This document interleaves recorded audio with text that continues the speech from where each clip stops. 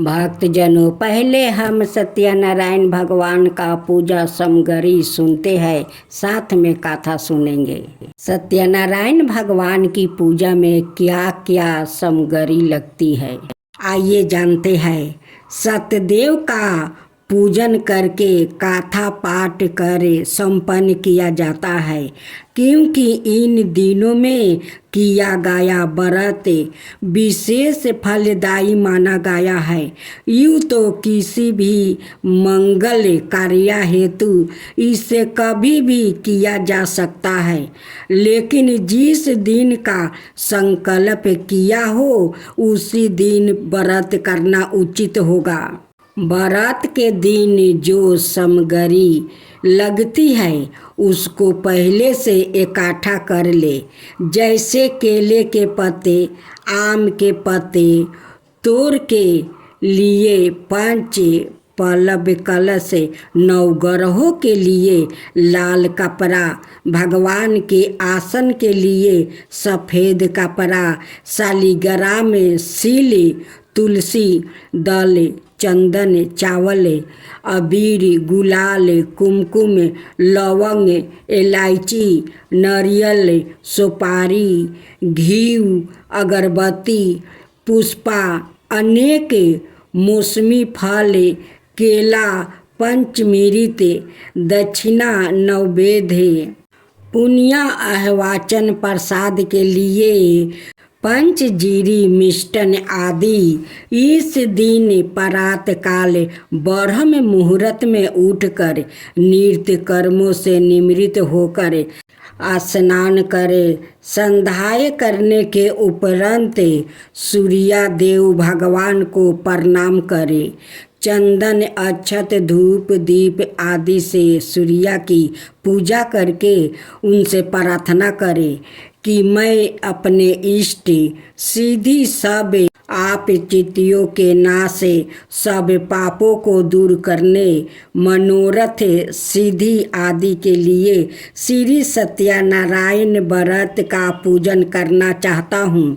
अतः मैं सूर्य द्वारा सबको यथाशक्ति पत्र, पुष्प आदि श्रद्धा पूर्वक अर्पण करता हूँ, उसे स्वीकार कीजिए। फिर सभी ग्रहों को नमस्कार करके प्रार्थना करें। व्रती दिन भर निराहार रहकर भगवान विष्णु का ध्यान करें और गुणगान करें। गौरी, गणेश, वरुण आदि पांचों लोकपाल और नवग्रहों का षोडशोपचार विधि से पूजन करे। फिर प्रार्थना करे और याचना करे कि वो सब उनको सिद्धि प्रदान करे। इसके पश्चात भगवान श्री सत्यनारायण का ध्यान करते हुए व्रत की कथा को श्रद्धापूर्वक सुने। कथा के बाद उनकी आरती उतारे और भक्तों में प्रसाद का वितरण कर दें। भक्तजनों, जेठ पूर्णिमा का आप सुनेंगे एक साथ 5 सत्यनारायण भगवान की कथा। सत्यनारायण भगवान की जय हो, सत्यनारायण भगवान की जय हो।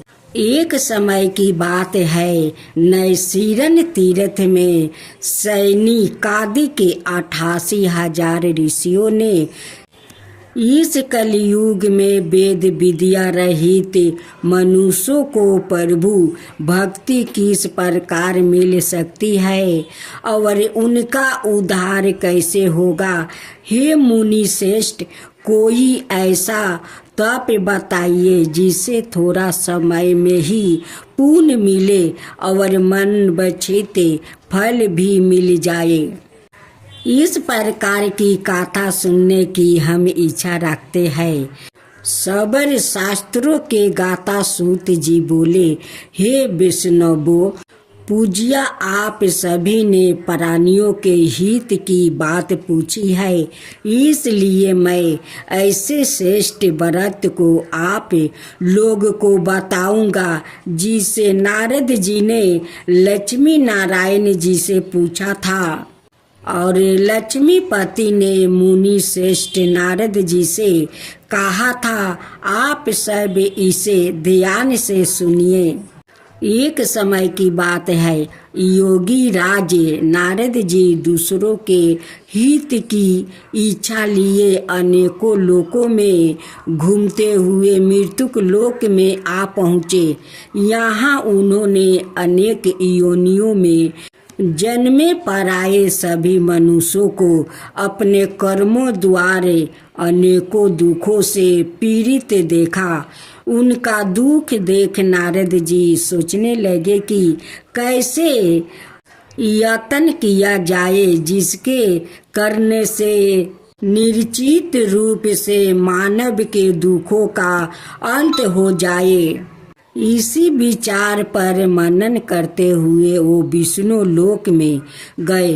वहाँ वो देवों के ईश्वर भगवान नारायण की स्तुति करने लगे, जिनके हाथों में शंख चक्र गदा परदुम थे, गले में वरमाला पहने हुए थे।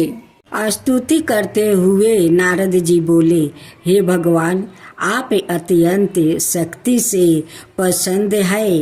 मन और वाणी भी आपको नहीं पा सकती है। आपका आदि मध्यम और अंत नहीं है। निर्णय स्वारूप दृष्टि के कारण भक्तों के दुख को दूर करने वाले आपको मेरा नमस्कार है। नारद जी की स्तुति सुन विष्णु भगवान बोले, हे मुनि श्रेष्ठ, आपके मन में क्या बात है? आप किस काम के लिए पधारे हैं? उसे निसंकोच कहो। इस पर नारद मुनि बोले कि मृत्यु लोक में अनेक योनियों में जन्मे मनुष्य अपने कर्मों के द्वारे अनेकों दुख से दुखी हो रहे हैं। हे नाथ, आप मुझ पर दया रखते हैं तो बताइए कि वो मनुष्य थोड़े प्रयास से ही अपने दुखों के कैसे छुटकारा पा सकते हैं। श्री हरि बोले, हे नारद, मनुष्यों की भलाई के लिए तुमने बहुत अच्छी बात पूछी है। जिसके करने से मनुष्य मोह से छूट जाता है, वो बात मैं कहता हूँ, उसे सुनो। स्वर्ग लोक मृत्यु लोक दोनों में एक दुर्लभ उत्तम व्रत है जो पुण्य देने वाले है।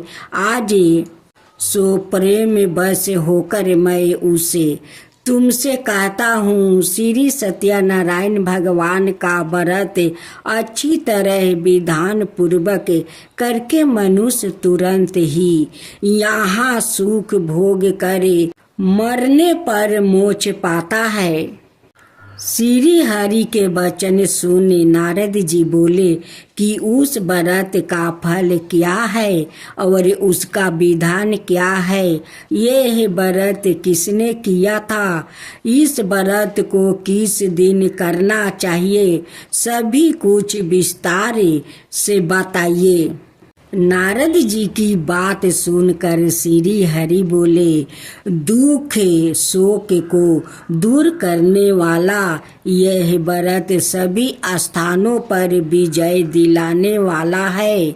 मानव को भक्ति भाव श्रद्धा के साथ शाम को श्री सत्यनारायण की पूजा धर्म पारायण होकर ब्राह्मणों बंधुओं के साथ करनी चाहिए। भक्ति भाव से ही नैवेद्य केले का फल, घी, दूध और गेहूं का आटा सवाए ले।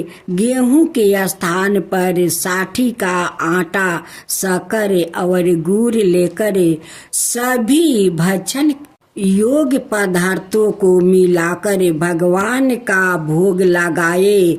ब्राह्मणों सहित बंधु बंधुओं को भी भोजन करवाए। उसके बाद सवाए भोजन करे भजन कीर्तन के साथ भगवान की भक्ति में लीन हो जाए।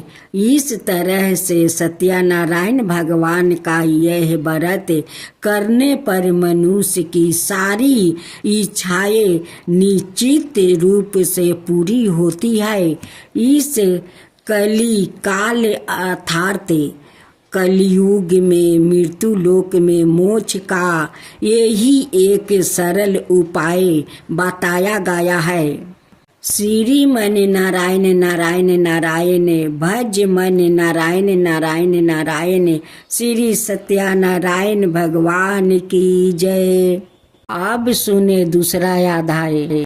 सूत जी बोले, हे ऋषियों, जिसने पहले समय में इस व्रत को किया था उसका इतिहास कहता हूँ, ध्यान से सुनो।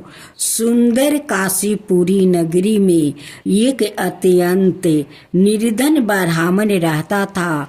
भूखे प्यासे से परेशान वो धरती पर घूमता रहता था।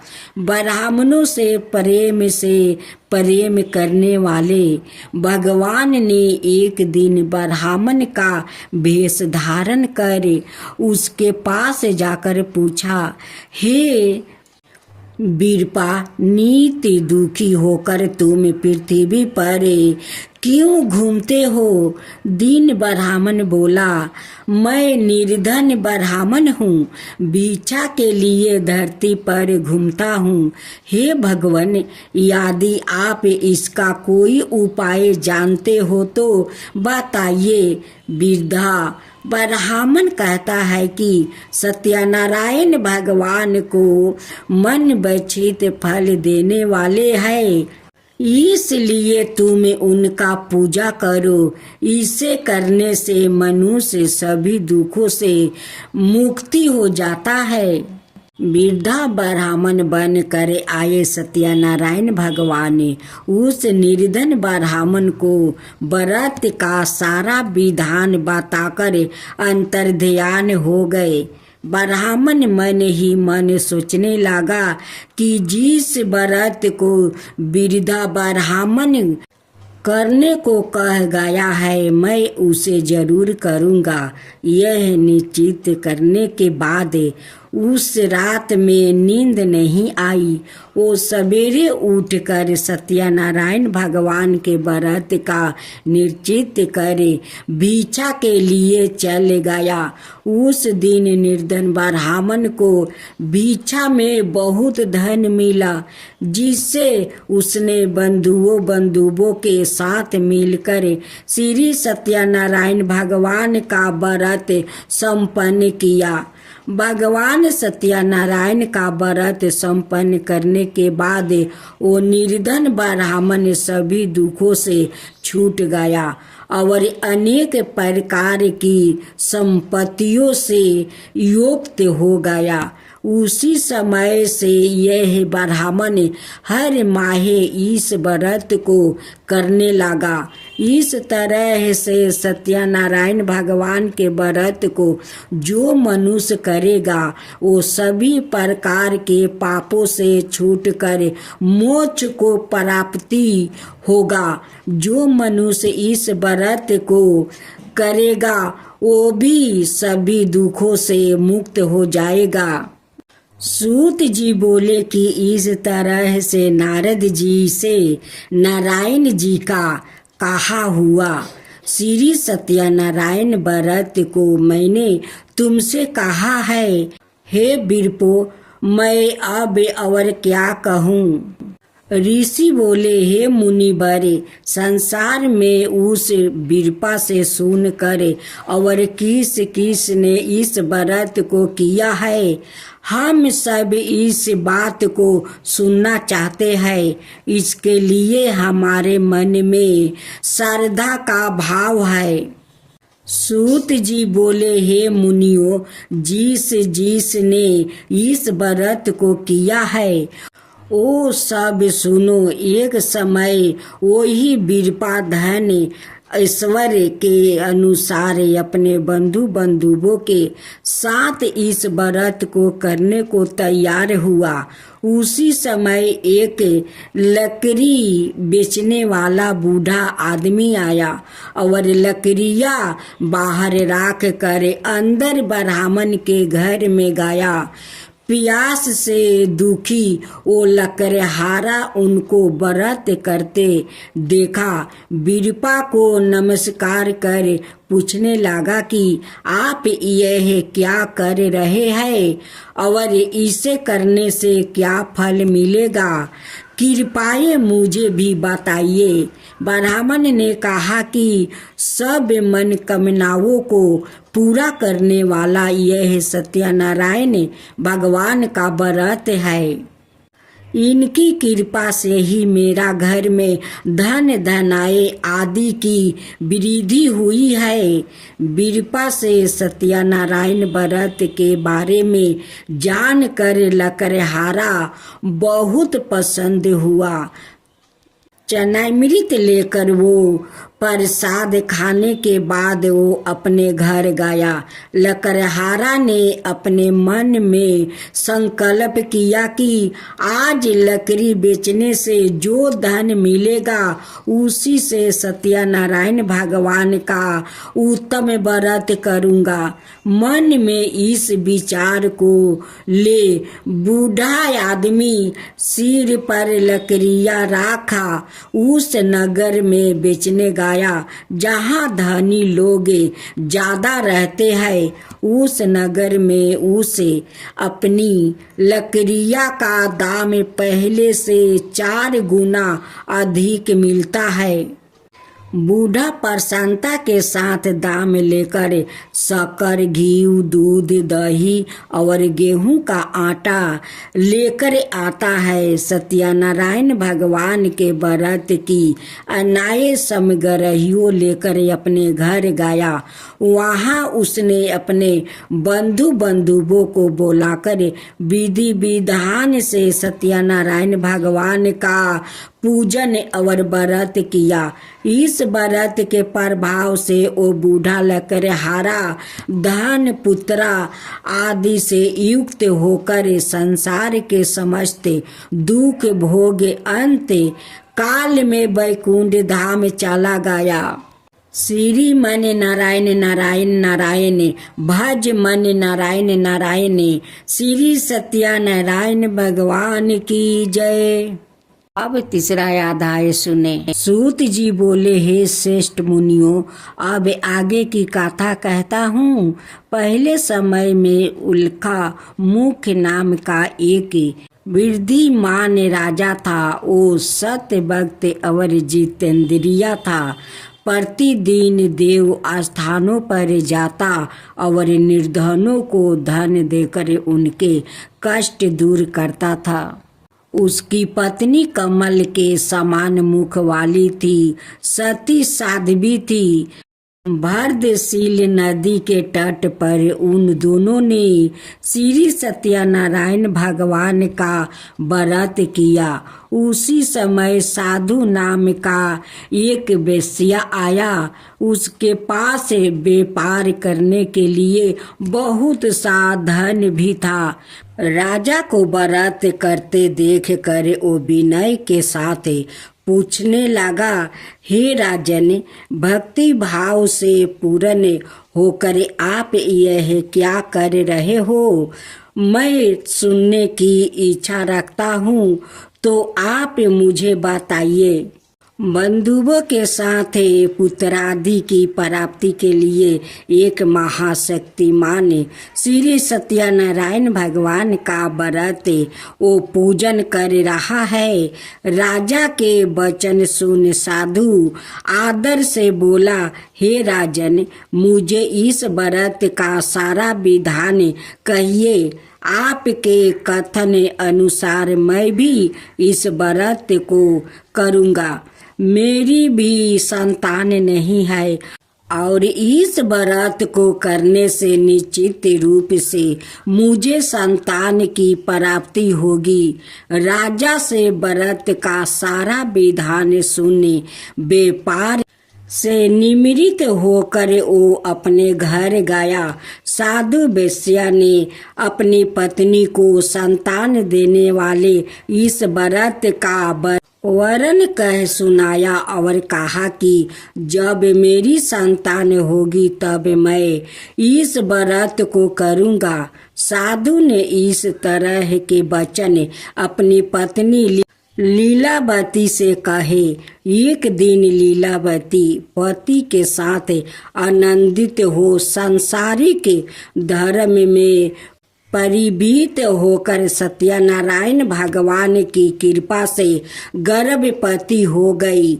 10वें महीने में उसके गर्भ से एक सुंदर कन्या ने जन्म लिया।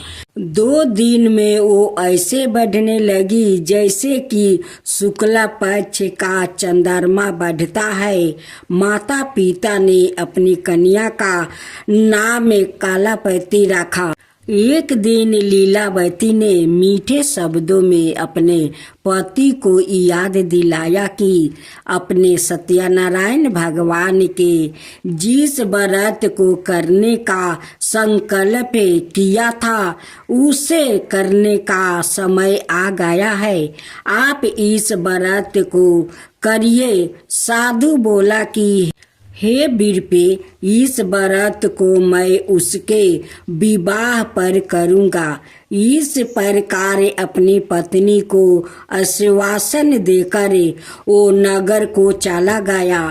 कलावती के घर में रह कर वृद्धि को प्राप्ति हो गई। साधु ने एक बार नगर में अपनी कन्या को सखियों के साथ देखा तो तुरंत ही दूत को बुलाया और कहा कि मेरी कन्या के योग वर देख कर आओ। साधु की बात सुनकर दूत कंचन नगर में पहुंचा और वहां देखभाल कर लड़की के सुयोग बानिक पुत्रा को लेकर आया। सुयोग लड़के को देख साधु ने बंधु बांधवों को बुलाकर अपनी पुत्री का विवाह करवा दिया। लेकिन दुर्भाग्य की बात यह है कि साधु ने अभी भी श्री सत्यनारायण भगवान का व्रत नहीं किया। इस पर श्री सत्यनारायण भगवान क्रोधित हो गए और श्राप दिया कि साधु को अत्यधिक दुख मिले। अपने कार्य में कुशल साधु बिना जमाई को लेकर समुंदर के पास स्थिति होकर रत्नासरपुर नगर में गया। वहां जाकर दामाद ससुर दोनों मिलकर चंद्रकेतु राजा के नगर में व्यापार करने लगे। एक दिन भगवान सत्यनारायण की माया से एक चोर राजा का धन चोराकर भाग रहा था। उसने राजा के सिपाहियों को अपना पीछा करते हुए देखा। चोराया हुआ धन वहां रख दिया जहां साधु अपने जमाई के साथ ठहरा हुआ था। राजा के सिपाहियों ने साधु वेश्या के पास राजा का धन पारा देखा तो वो ससुर जमाई दोनों को बांध कर प्रसन्नता से राजा के पास ले गया और कहा कि उन दोनों चोरों का हम पकड़ लिया है। आप आगे की कार्यवाही की आज्ञा दे। राजा की आज्ञा से उन दोनों को कठिन कारावास में डाल दिया गया और उनका सारा धन भी उनसे छीन लिया गया। सत्यनारायण भगवान का श्राप से साधु की पत्नी भी बहुत दुखी हुई। घर में जो धन रखा था उसे चोर चोरा ले गया। शारीरिक और मानसिक पीड़ा और दुख प्यास से अति दुखी हो अन्न की चिंता में कलावती ने ब्राह्मण के घर गई। वहां उसने श्री सत्यनारायण भगवान का व्रत होते देखा। फिर कथा भी सुनी। वो प्रसाद ग्रहण कर वो रात को घर वापस आई। माँ ने कालापति से पूछी कि हे पुत्री, अब तक तुम कहाँ थी? तेरे मन में क्या है? कालावती ने अपनी माता से कहा कि हे माता, मैंने एक ब्राह्मण के घर में श्री सत्यनारायण भगवान का व्रत देखा है। कन्या के वचन सुन लीलावती भगवान के पूजन की तैयारी करने लगी। लीलावती ने परिवार बंधुओं सहित सत्यनारायण भगवान का पूजन किया और उसने वर मांगा कि मेरे पति और जमाई शीघ्र घर आ जाए। साथ ही यह भी प्रार्थना की कि हम सब का अपराध क्षमा करे। श्री सत्यनारायण भगवान इस व्रत से संतोष हो गए और राजा चंद्रकेतु को सपने में दर्शन दिया। कहा कि हे राजन, तुम उन दोनों वेश्यों को छोड़ दो और तुमने उनका जो धन लिया है उसे वापस कर दो। अगर ऐसा नहीं किया तो मैं तुम्हारा धन, राज्य, संतान सभी को नष्ट कर दूंगा। राजा को यह सब कहकर वो अंतर्ध्यान हो गए। प्रात काल सभा में राजा ने अपना सपना सुनाया। फिर बोले कि बानिक पुत्रा को कैद से मुक्ति कर सभा में लाओ। दोनों ने आते ही राजा को प्रणाम किया। राजा मीठे वाणी में बोला, हे महानुभावों, भाग्य बस से ऐसा कठिन दुख तुम्हें प्राप्ति हुआ है, लेकिन अब तुम्हें कोई भय नहीं है। ऐसा कहकर राजा ने उन्हें दोनों को नए वस्तु भूषण भी पहनाया और जितना धन उनका लिए था उसे दोगुना धन वापस कर दिया। दोनों वेश्या अपने घर को चल दिया। श्री मन नारायण नारायण नारायण, भज मन नारायण नारायण नारायण। श्री सत्या भगवान की जय। अब सुने चौथा अध्याय। सूत जी बोले, वेश्या ने मंगलचार कर अपनी यात्रा आरंभ कर दिया। अपने नगर की ओर चल दिया। उनके थोड़ी दूर जाने पर एक दंडी भेषधारी सत्यनारायण ने उससे पूछा, हे साधु, तेरी नाव में क्या है? अभिमानी मानिक हंसता हुआ बोला, हे दंडी, आप क्यों पूछते हो? क्या धन लेने की इच्छा है? मेरी नाव में तो बेल और पत्ते भरे हुए हैं। वेश्या के कठोर वचन सुन भगवान बोले, तुम्हारा वचन सत्य हो। दंडी ऐसे वचन कहे वहां से दूर चले गए। कुछ दूर जाकर समुंदर के किनारे बैठ गया। दंडी के जाने के बाद साधु वेश्या ने नित्य क्रिया के पश्चात नाव को ऊंची उठाते देख कर अचंभा माना और नाव में बेल पाता आदि देखे वो मूर्छित होकर जमीन पर गिर पड़ा। मूर्छित खोलने पर वो अत्यंत शोक में डूब गया। तब उसका दामाद बोला कि आप शोक ना मानो, यह दंडी का श्राप है, इसलिए हमें उनकी शरण में जाना चाहिए, तभी हमारी मनोकामना पूरी होगी।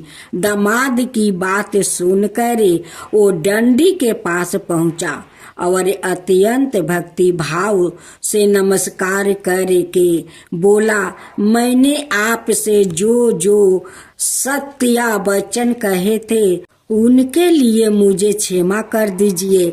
ऐसा कह करे महान शोकातुर होकर रोने लगा। तब दंडी भगवान बोले, हे बानिक पुत्रा, मेरी आज्ञा से बार बार तुम्हें दुख प्राप्ति हुआ है। तू मेरी पूजा से विमुख हुआ है। साधु बोला, हे भगवान, आपकी माया से ब्राह्मण आदि देवता भी आपके रूप को नहीं जानते, तब मैं अज्ञानी कैसे जान सकता हूँ। आप प्रसन्न हुए हो, अब मैं समर्थ के अनुसार आपकी पूजा करूँगा। मेरी रक्षा करो और पहले के समान नौका में धन भर दो। साधु वेश्या के भक्ति पूर्वक वचन सुनकर भगवान प्रसन्न हो गए और उसकी इच्छा अनुसार वरदान देकर अंतर्ध्यान हो गए। ससुर जमाई जब नाव पर आए तो नाव धन से भरे हुए थे। फिर वही अपने अन्यायी साथियों के साथ सत्यनारायण भगवान का पूजन कर अपने नगर को चल दिया। जब नगर के नजदीक पहुँचे तो दूत को घर पर खबर करने के लिए भेज दिया। दूत साधु की पत्नी को प्रणाम कर कहता है, मालिक अपने दामाद सहित नगर के लौटा आ रहा है। दूत की बात सुनकर साधु की पत्नी लीलावती ने बड़े हर्ष के साथ सत्यनारायण भगवान का पूजन करे अपनी पुत्री कलावती से कहा कि मैं अपने पति के दर्शन को जाती हूँ, तू कार्य पूरा करे, शीघ्र आ जा।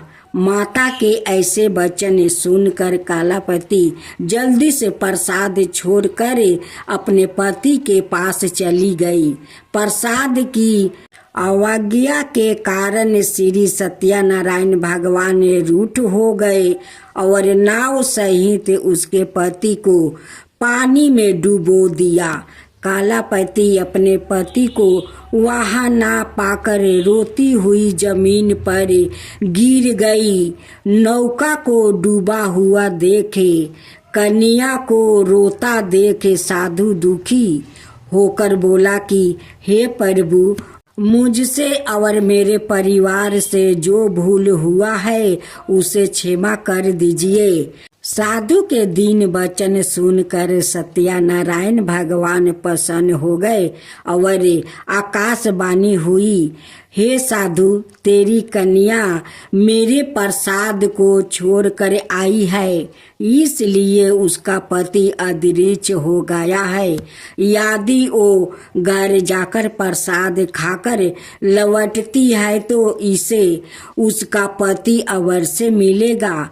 ऐसी आकाशवाणी सुने कलावती घर पहुंचकर प्रसाद खाती है और फिर आकर अपने पति के दर्शन करती है। उसके बाद साधु अपने बंधु बंधुओं सहित श्री सत्यनारायण भगवान का विधि विधान से पूजन करता है। इस लोक का सुख भोगे वो अंत में सर्ग जाता है। श्री मन नारायण नारायण नारायण, भज मन नारायण नारायण नारायण। श्री सत्यनारायण भगवान की जय। अब सुने सत्यनारायण भगवान की 5वां अध्याय। सूत जी बोले, हे ऋषियों, मैं और भी एक कथा सुनाता हूँ, उसे भी ध्यान पूर्वक सुनो। प्रजा पालन में लीन तलिंग ध्वजे नाम का एक राजा था। उसने भी भगवान का प्रसाद त्याग कर बहुत ही दुख सहना पड़ा था। एक बार वन में जाकर बनाए पशुओं को मारकर वो बर के पेड़ के नीचे आया। वहाँ उसने गोवालों को भक्ति भाव से अपने बंधुओं सहित सत्यनारायण भगवान का पूजन करते देखा। अभिमान बस राजा ने उन्हें देखकर भी पूजा स्थान में नहीं गया और ना ही उसने भगवान को नमस्कार किया। गोवालों ने राजा को प्रसाद दिया, लेकिन उसने वो प्रसाद नहीं खाया और प्रसाद को वही छोड़कर वहाँ अपने नगर को चला गया। जब वो नगर में पहुंचा तो वहाँ सब कुछ तहस नहस हुआ पाया, तो वो शीघ्र ही समझ गया कि यह सब भगवान ने ही किया है। वो दोबारा गोवाला के पास पहुंचा और विधि पूर्वक पूजा करके प्रसाद खाया, तो सत्यनारायण भगवान की कृपा से सब कुछ पहले जैसा हो गया। शीघ्र काल तक सुख भोगने के बाद मरणोपरांत उसे स्वर्ग लोक की प्राप्ति हुई। जो मनुष्य परम दुर्लभा इस व्रत को करेगा तो भगवान सत्यनारायण की अनुकंपा से उसे धन धनाई की प्राप्ति होगी। निर्धन धनी हो जाता है और भय मुक्त हो जीवन जीता है। संतानहीन मनुष्य को संतान सुख मिलता है और सारे मनोरथ पूर्ण होने पर मानव अंत काल में वैकुंठ धाम को जाता है। सूत जी बोले, जिन्होंने पहले इस व्रत को किया है अब उनके दूसरे जन्म की गाथा कहता हूँ। वृद्ध सातानंद ब्राह्मण ने सुदामा का जन्म लेकर मोक्ष की प्राप्ति की। लकड़हारा ने अगले जन्म में निषाद बनकर मोक्ष प्राप्ति किया। उल्लेख मुख नाम का राजा दशरथ होकर वैकुंठ को गया। साधु नाम के वेश्या ने मोर ध्वज बनकर अपने पुत्र को आरे से चीर कर मोक्ष पाया। महाराज तिलंग ध्वज ने स्वाभू होकर भगवान भक्ति युक्त हो कर्म कर मोक्ष पाया। श्री मन नारायण नारायण नारायण भज मन नारायण नारायण। श्री सत्यनारायण भगवान की जय। ओम जय रमना स्वामी जय लक्ष्मी रमना सत्यनारायण स्वामी जन पालक हरना। जय लक्ष्मी रमना जय लक्ष्मी रमना। रतन जरिति सिंहासने अधिभूति छवि राजे। रतन जरित सिंहासने अधिभूते छवि राजे। नारद करत निरंजन घंटा बन बाजे। जय लक्ष्मी रमना जय लक्ष्मी रमना। परकट भयो कली कारणे दीजो को दर्शन दियो। बूढ़ा ब्राह्मण बन कर कंचन महल कियो। जय लक्ष्मी रमना जय लक्ष्मी रमना। दुबल भील कठारो जिन पर कृपा करी। चंदर जुर एक राजा तिनकी विपत्ति हरी। जय लक्ष्मी रमना जय लक्ष्मी रमना। चंदर जुर एक राजा तिनकी विपत्ति हरी। जय लक्ष्मी रमना। बेसिया मनोरथ पायो सरदा तज दिनहि। सो फल भोग प्रभु जी फिर स्तुति की नहीं। जय लक्ष्मी रमना जय लक्ष्मी रमना। भाव भक्ति के कारण छिन छिन रूप धरो। भाव भक्ति के कारण छिन छिन रूप धरो। श्रद्धा धारण की नहीं, तिनको काज सरो। जय लक्ष्मी रमना, जय लक्ष्मी रमना। ग्वाल बाल संग राजा, वन में भक्ति करी। ग्वाल बाल संग राजा, वन में भक्ति करी। मनोबचित फल दिन हो, दिन दयालु हरि। जय लक्ष्मी रमना, जय लक्ष्मी रमना। चढ़त प्रसाद सेवा, के दली फल मेवा। चढ़त प्रसाद सवाए, के दली फल मेवा। धूप दीप तुलसी से, राजी सतिया देव। जय लक्ष्मी रमना। धूप दीप तुलसी से, राजी सतिया देव। जय लक्ष्मी रमना। सत्या नारायण जी की आरती, सत्या नारायण जी की आरती। जो कोई नर गावे, रिद्धि सिद्धि सुख संपत्ति, सहज रूपी पावे। ऋषि सिद्धि सुख संपत्ति, सहज रूपी पावे। जय लक्ष्मी रमना, जय लक्ष्मी रमना।